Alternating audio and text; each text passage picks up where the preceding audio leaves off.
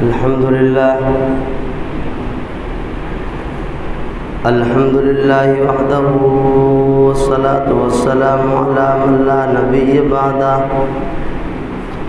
ولا أمة بعده ولا رسالة بعده أما بعد فأعوذ بالله من الشيطان الرجيم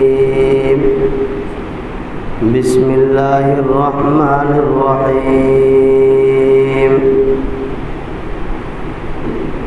وَلَنَبْلُوَنَّكُمْ بِشَيْءٍ مِّنَ الْخَوْفِ وَالْجُوعِ وَنَقْصٍ مِّنَ الْأَمْوَالِ وَالْأَنفُسِ وَالثَّمَرَاتِ وَبَشِّرِ الصَّابِرِينَ صدق الله مولانا العظيم وصدق رسوله النبي الكريم ونحن على ذلك لمن الشاهدين والشاكرين والحمد لله رب العالمين۔ اللہ رب الجلال نے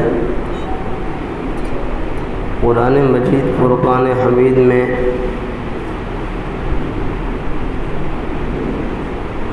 امتحان، آزمائش، آلام اور پریشانیوں والے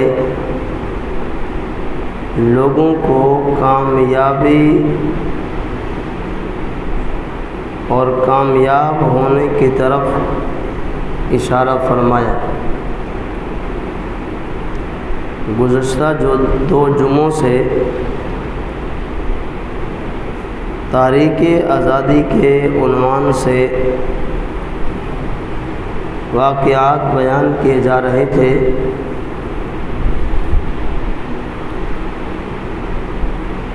1856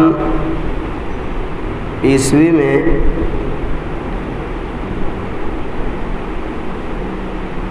جس وقت بالاکوٹ کے شہداء سے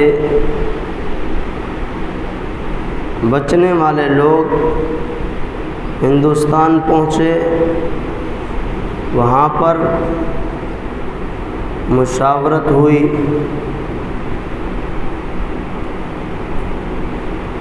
جس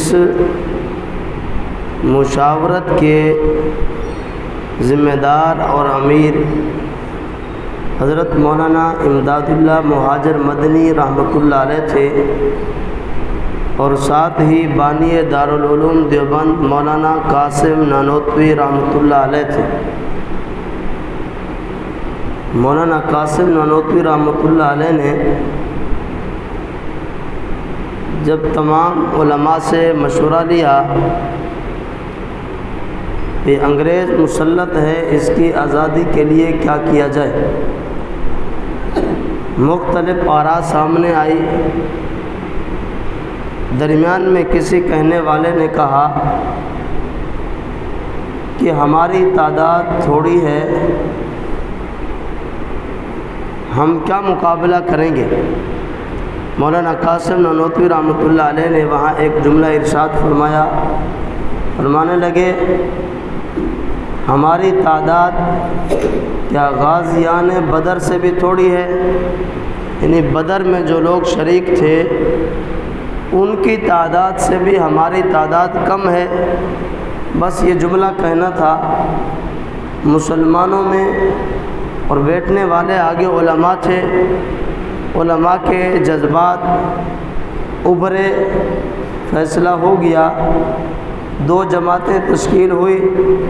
ایک جماعت امبالہ کی طرف، یہ ایک علاقے کا نام ہے جس کے سنبھالنے والے مولانا جعفر تھانیسی رحمۃ اللہ علیہ، جن کا گزشتہ جمعہ بھی کچھ تذکرہ ہوا، اور دوسری طرف جو جماعت روانہ ہوئی وہ شاملی کا میدان تھا، جس جس جماعت کو، جس لشکر کو سنبھالنے والے مولانا امداد اللہ مہاجر مدنی رحمۃ اللہ علیہ اور مولانا قاسم نانوتوی رحمۃ اللہ علیہ تھے۔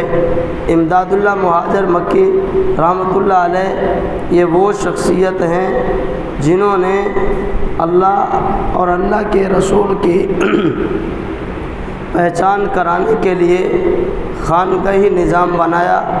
خانگاہ کے بزرگ تھے مولانا قاسم نانوتوی رحمۃ اللہ علیہ، بیت میں مریدین میں ان کے بڑے مرید تھے۔ اب یہ دونوں شیخ اور مرید جب باری میدان کی آئی تو دونوں حضرات نکلے۔ شاملی کا میدان میں معرکہ ہوا جس میں کثیر تعداد میں علماء کی شہادتیں ہوئی، اور امبالہ میں کثیر تعداد میں علماء کرام کی شہادتیں ہوئی، اور شہادتوں کی ایک بڑی تاریخ رقم ہوئی۔ اور لکھنے والے مورخین نے لکھا، فرمایا کہ ایک ایک وقت میں انگریز نے بادشاہی مسجد میں پھانسی گھاٹ لگایا۔ 80 علماء کو بیک وقت پھانسیاں دی گئی، اور انہوں نے آگ کا انتظام کیا۔ 80 علماء کو آگ میں ڈالا گیا، حتیٰ کہ دریا میں علماء کا خون ہی خون تھا، اور دلی کے چاندنی چوک سے لے کر خیبر تک ہر دروازے پر علماء کرام کا خون ہی خون تھا۔ یہ ایک بہت بڑی عظیم جنگ ہوئی۔ 1857 کی مسلسل قربانیاں تھیں، اور 14,000 علماء کرام کی شہادتیں ہوئی۔ یہ اکابرین علماء کا متفقہ فیصلہ تھا، ہم تحریک آزادی میں شامل تھے، ہیں اور رہیں گے۔ نتیجے میں کیا ہوا کہ جو منجنیقیں ان لوگوں نے لگائی تھی، جس منجنیق کے سامنے پتھر رکھا جاتا، پتھر پھینکا جاتا، وہاں پر اس عالم کو اس منجنیق کے دہانے پر رکھا گیا، اور ادھر سے گولا چلایا گیا، جس سے اس عالم کے چیتڑے اڑ گئے، میں کہ جسم کی بوٹیاں ہو گئی، لیکن تحریک آزادی سے واپس آنے کا کوئی امکان نہیں تھا۔ ایک اور مورخ لکھتا ہے میں نے دیکھا کہ آگ جلی ہوئی ہے، 40 علماء آگ میں کہ جل رہے ہیں، انگارہ بنے ہوئے ہیں، پیچھے 40 علماء اور انتظار میں کھڑے ہیں۔ ان کو کہا جا رہا ہے بھی آپ یہ تحریک آزادی جو ہے آپ اس سے دستبردار ہو جائیں، آپ صرف یہ کہہ دیں ہم اس تحریک آزادی میں شامل نہیں تھے۔ لیکن علماء نے کیا کہا کہ پہلے والے قربانیاں دے کر چلے گئے، ہم بھی قربانی دینے کے لیے تیار ہیں، ہم واپس پلٹنے کے لیے تیار نہیں ہیں۔ ان 40 کو بھی آگ میں ڈالا گیا اور انگاروں کی طرح جل گئے، لیکن تحریک آزادی سے انہوں نے واپس پلٹنے کی کوئی صورت ہی پیدا نہ کی۔ مولانا جعفر تانیسری رحمہ اللہ تعالی، مولانا یحییٰ رحمۃ اللہ علیہ جن کا گزشتہ جمعہ تذکرہ ہوا، وہاں سے ان کو لاہور منتقل کیا گیا، لاہور سے ملتان جیل میں لایا گیا، ملتان سے کراچی منتقل کیے گئے۔ کراچی میں وارنٹ ان کی موت کے آئے تو انہوں نے خوشی کا اظہار کیا۔ جب انگریز نے دیکھا کہ مسلمان اپنی موت پر خوش ہو رہا ہے تو انہوں نے آرڈر تبدیل کیے، اور صبح یہ آرڈر ملا کہ تمہیں کالا پانی جیل میں ڈالا جائے گا۔ 14 سال کی سزا متعین ہوئی۔ 14 سال کی سزا کے لیے ان 4-5 علماء کو کالا پانی جیل میں بھیجا گیا۔ اللہ کا کرنا یہ تھا، زندگی باقی تھی، کیونکہ اللہ کا ایک نظام ہے کہ زندگی اور موت اللہ نے اپنے ہاتھ میں رکھی ہے، نفع نقصان اللہ کے ہاتھ میں ہے، خوشی اور غمی اللہ نے اپنے ہاتھ میں رکھی ہے۔ فرمایا کہ اللہ جل جلالہ جس کو بچانے کا ارادہ کریں، ساری دنیا کی طاقت مل جائے، میں کہ اس کو گرا نہیں سکتے، اس کو مار نہیں سکتے۔ جس کو مارنے کا ارادہ کریں اللہ جل جلالہ اس کو جلا نہیں سکتے، یعنی اللہ جس کو مارنے کا ارادہ کریں ساری دنیا کھڑی ہو جائے اس کو بچا نہیں سکتی۔ میں کہ یہ اکابرین کالا پانی کے جیل میں 14 سال کی سزا بھگتنے کے بعد جب واپس ہندوستان میں پلٹے تو اس وقت میں کہ 17 سال گزر چکے تھے، 17 سال لگے یہاں تک آتے آتے، مسلسل قربانیاں دی۔ اب یہ 1856 میں اب 1857 میں یہ جنگ آزادی ہوئی۔ اب یہاں نقصان کیا ہوا؟ نقصان یہ ہوا انگریز نے دلی میں 1000 مدرسہ تھا بلڈوزر پھروایا، ایک مدرسہ بھی باقی نہ بچا۔ علماء کی شہادتیں ہوئی۔ یہاں پر ایک اور یہاں کا رہنے والا مورخ، اس نے انگریز کو خط لکھا۔ خط میں کیا لکھا؟ خط میں کہا کہ مسلمان جو یہاں کا ہے اس کے دل میں جب تک جذبہ جہاد ہے اور دوسرا اس کے دل میں جب تک قرآن کی محبت ہے اس وقت تک ان کو زیر کرنا کوئی صورت نظر نہیں آتی۔ یا تو ان کے دل میں جہاد کی محبت ختم کر دی جائے یا قرآن سے ان کے تعلق کو دور کر دیا جائے۔ تو انگریز نے کیا کیا؟ انگریز نے 1863 سے لے کے 1866 تک میں کہ 3 سال میں 3 لاکھ قرآن مجید کے نسخے اکٹھے کروا کر جلوا دیے، اور اس کا نظریہ یہ تھا کہ قرآن کتابی شکل میں باقی نہیں رہے گا، مسلمان قرآن سے دور ہو جائے گا، جس کی بنیاد پر ہمارا ہندوستان میں قبضہ کرنا آسان ہو جائے گا۔ ان کو یہ بات معلوم نہیں تھی مسلمان تو اپنے دل میں قرآن کو بسا چکا ہے، اللہ نے قرآن کی حفاظت کا ذمہ لیا ہے۔ انا نحن نزلنا الذکر وانا له لحافظون، فرمایا کہ اللہ اس بات پر قادر ہیں 8 سال کا بچہ ہو قرآن کا حافظ بن جائے، الحمد سے لے کر والناس تک قرآن زبانی یاد ہو جائے۔ اللہ نے حفاظت کا انتظام کر دیا۔ اللہ صحیفوں کا محتاج نہیں ہے۔ 3 لاکھ صحیفوں کو کہ انگریز نے جلا دیا۔ نظریہ یہ تھا، موقف یہ تھا، مشن یہ تھا، پروگرام یہ تھا، قرآن مٹ جائے، قرآن کا نام لینے والے مٹ جائیں، لیکن اللہ نے قرآن کو بھی قیامت تک باقی رکھنا ہے، قرآن والوں کو بھی قیامت تک باقی رکھنا ہے۔ اب یہ جب خط پہنچا تو اس خط کے نتیجے میں انہوں نے جو اپنا لاہ عمل تیار کیا، جو رد عمل بنایا، 3 لاکھ قرآن کے نسخوں کو جلایا، لیکن اسلام نہ مٹا ہے، نہ مٹنے کے لیے آیا ہے۔ اسلام تو آیا ہی ترقی کے لیے ہے اور بلند ہوتا چلا جا رہا ہے، اور قیامت تک اسلام نے باقی رہنا ہے۔ تو مولانا قاسم نانوتوی رحمۃ اللہ علیہ کو میں کہ 6 مئی 1866 میں کہ اللہ کے نبی صلی اللہ علیہ وسلم کے خواب میں زیارت ہوئی۔ آپ صلی اللہ علیہ وسلم نے مولانا قاسم نانوتوی رحمۃ اللہ علیہ سے کہا کہ آپ یہاں پر ایک مدرسہ کی بنیاد رکھیں۔ حضرت قاسم نانوتوی رحمۃ اللہ علیہ نے فرمایا کہ یا رسول اللہ کیسے بنیاد رکھیں؟ میں آپ صلی اللہ علیہ وسلم نے اپنے خود بات فرماتے ہیں عصا تھا، بعض کہتے ہیں چھڑی مبارک تھی، اس سے آپ نے نشان لگائے، احاطہ لگایا، باؤنڈری لگائی۔ اب جب صبح اٹھے تو وہ احاطہ لگا ہوا تھا۔ مولانا قاسم نانوتوی رحمۃ اللہ علیہ نے دارالعلوم دیوبند کی بنیاد شروع کر دی۔ اب یہ دارالعلوم دیوبند ایک انار کے درخت کے نیچے شروع ہوا، ایک پڑھنے والا شاگرد، ایک پڑھانے والا استاد، اب 2 آدمی، ایک پڑھنے والا ایک پڑھانے والا، یہ مدرسے کی بنیاد بنی۔ مدرسہ تعمیرات کا نام نہیں ہے کہ عمارت ہو تو وہ مدرسہ ہوتا ہے، مدرسہ نام ہے استاد اور شاگرد کے تعلق کا۔ اگر جنگل میں بھی استاد پڑھانے والا ہو، شاگرد پڑھنے والا ہو، وہ جنگل بھی مدرسہ بن جاتا ہے۔ میں کہ عمارت ہو، استاد پڑھانے والا ہو، شاگرد پڑھنے والا ہو، وہ عمارت بھی مدرسہ بن جایا کرتی ہے۔ ایک انار کا درخت، یہاں سے قال اللہ قال الرسول کی صدا بلند ہوئی۔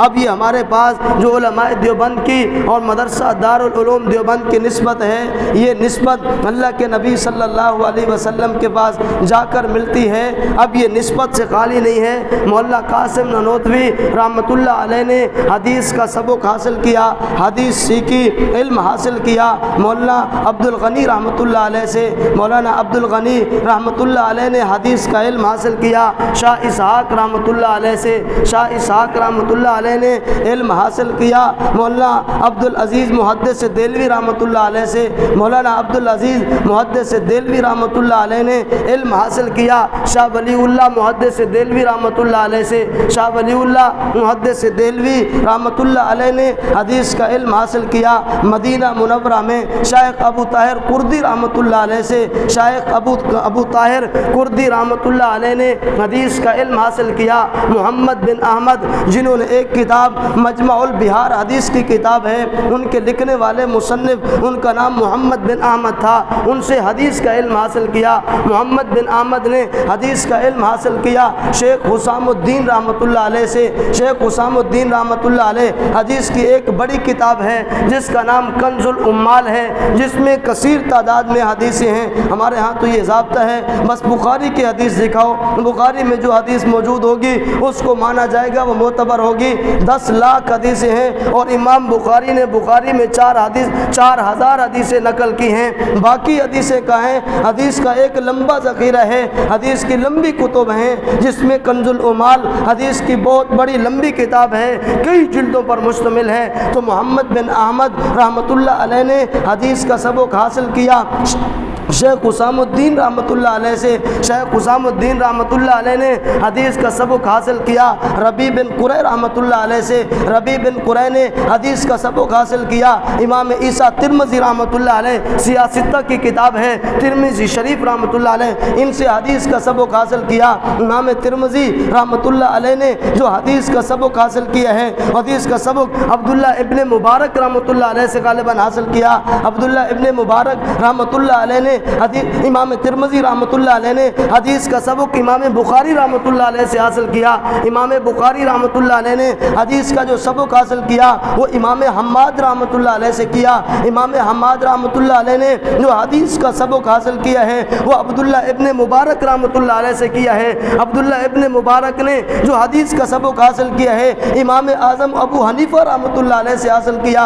امام اعظم ابو حنیفہ نے حدیث کا جو سبق حاصل کیا ہے حضرت انس بن مالک صحابی رسول ہیں رضی اللہ تعالی عنہ، ان سے حاصل کیا۔ حضرت انس بن مالک نے حدیث کا سبق حاصل کیا حضرت عبداللہ ابن مسعود رضی اللہ تعالی عنہ سے۔ حضرت عبداللہ ابن مسعود رضی اللہ تعالی عنہ نے حدیث کا سبق حاصل کیا محمد عربی خاتم النبیین تاجدار مدینہ حضرت محمد الرسول اللہ صلی اللہ علیہ وسلم سے۔ تو یہ حدیث کا ایک سلسلہ ہے، ایسا نہیں ہے کہ بس جو نہیں بغیر کسی واسطے کے بغیر کسی رابطے کے بس یوں ہی دین ہمارے پاس آ گیا۔ یہ ایک مکمل سند ہے، ہم نے اپنے استادوں سے پڑھا، انہوں نے آگے استادوں سے پڑھا، مولانا قاسم نانوتوی رحمۃ اللہ علیہ تک، وہاں سے لے کر حضرت محمد الرسول اللہ صلی اللہ علیہ وسلم تک یہ ایک پوری تاریخ ہے ہمارے پاس، دین کی ایک تاریخ، اور جس شعبے میں ہم وابستہ ہیں دین کی بھی ایک یعنی علم کی بھی ایک تاریخ ہے۔ اور جو ہم یہاں پر بیعت کے سلسلے میں ہیں،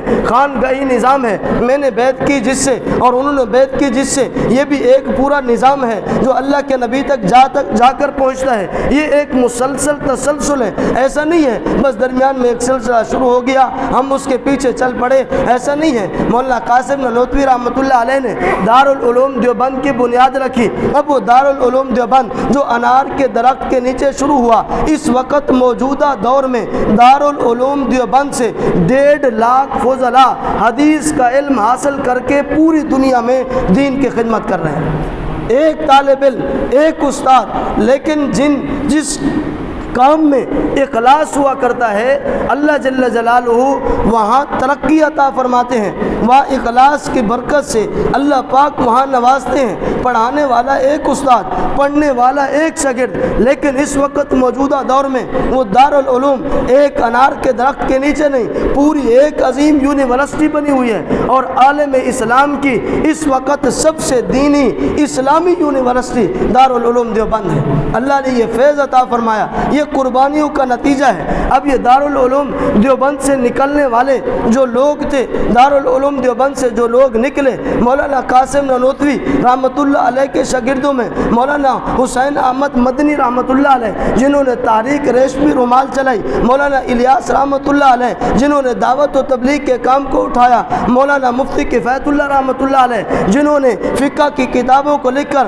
پوری دنیا میں فتوے کو عام کر دیا، یہ مولانا قاسم نانوتوی رحمۃ اللہ علیہ کا فیض ہے۔ مولانا رشید احمد گنگوئی رحمۃ اللہ علیہ مولانا قاسم نانوتوی کے شاگرد ہیں جنہوں نے بیعت کے سلسلے کو اٹھایا اور پوری دنیا میں بیعت کے نام سے خانگاہی نظام کو پوری دنیا میں متعارف کرا دیا۔ یہ ایک خلاصہ ہے، مجموعہ ہے دارالعلوم دیوبند جس سے ساری شاخیں نکلتی ہیں۔ جہاد کی شاخوں اٹھائیں، مولانا محمود الحسن دیوبندی فرمائے کہ اگر تبلیغ کی شاخ اٹھائیں، مولانا الیاس رحمۃ اللہ علیہ فتوے کی شاخ اٹھائیں، اٹھائیں مولانا کفایت حسین دہلوی رحمۃ اللہ علیہ، بیت کی شاخ اٹھائیں مولانا رشید احمد گنگوئی رحمۃ اللہ علیہ، یہ ان کا سرخیل، ان کی بنیاد یہ دارالعلوم دیوبند بنا۔ اب یہ دارالعلوم دیوبند کی قربانی آگے چلی، آگے چلتے چلتے میں کہ 1884 میں کہ مسلم لیگ بنی۔ 1884 کے بعد پھر یہاں پر مولانا تھانوی رحمۃ اللہ علیہ نے میں کہ ایک نظریہ پیش کیا۔ وہ نظریہ یہ تھا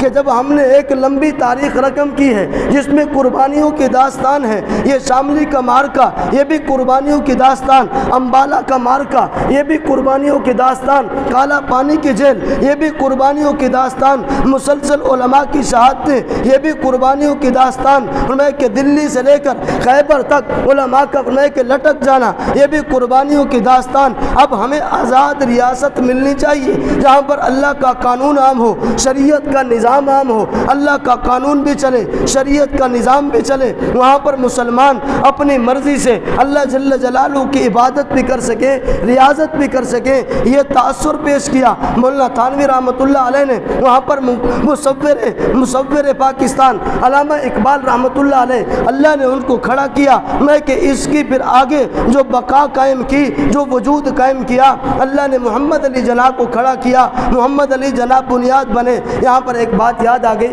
محمد علی جناح رحمۃ اللہ علیہ، آخری بات، محمد علی جناح رحمۃ اللہ علیہ انہیں کہ نماز کے عادی نہیں تھے، نماز کے عادی نہیں تھے۔ مولانا ظفر احمد، مولانا شبیر احمد عثمانی رحمۃ اللہ علیہ جنہوں نے پاکستان کا سب سے پہلے جھنڈا لہرایا، انہوں نے علامہ محمد علی جناح قائد اعظم کو کہا کہ میں چاہتا ہوں، ایک سوال کیا، سوال یہ تھا کہ آپ اپنے اس پروگرام میں جہاں پر لاکھوں کا مجمع ہوتا ہے نعرہ تکبیر کیوں لگواتے ہیں؟ تو محمد علی جناح نے کہا ہم نعرہ تکبیر اس وجہ سے لگاتے ہیں تاکہ کفر پر روک پڑے۔ تو شبیر احمد عثمانی رحمۃ اللہ علیہ نے کہا میں آپ کو اس سے بڑا اور فارمولہ بتاؤں جس سے کفر پر روک پڑے، کہ آپ ایسا کیوں نہیں کرتے، جتنا مجمع آپ کے پاس ہوتا ہے آپ جب جلسے کے دوران نماز کا وقت ہو جائے آپ ان سب کی جماعت کیوں نہیں کھڑی کرواتے تاکہ کفر پر زیادہ روک پڑے گا۔ محمد علی جناح نے جواب دیا، ذہین آدمی تھے، جواب دیا کہ میرے اس جلسے میں تمام مکاتب فکر کے لوگ ہوتے ہیں، میں امام کس کو بناؤں، امام کس کو بناؤں؟ اب آگے بھی شبیر احمد عثمانی علماء دیوبند میں سے تھے، من لگے اچھا آپ ایسے کریں خود امام بن جائے، میں تو امامت کے قابل نہیں ہوں، میرا اتنا یعنی صلاحیت نہیں ہے اور کسی کو امام بنا نہیں سکتا، جھگڑا ہو جائے گا، انتشار پیدا ہو جائے گا، الٹا اجتماع کے لوگوں پر کفر پر غلط اثر جائے گا۔ تو مولانا شبیر احمد عثمانی رحمۃ اللہ علیہ فرمانے لگے اچھا آپ ایسا کیوں نہیں کرتے کہ خود اکیلے نماز کی پابندی کر لیں؟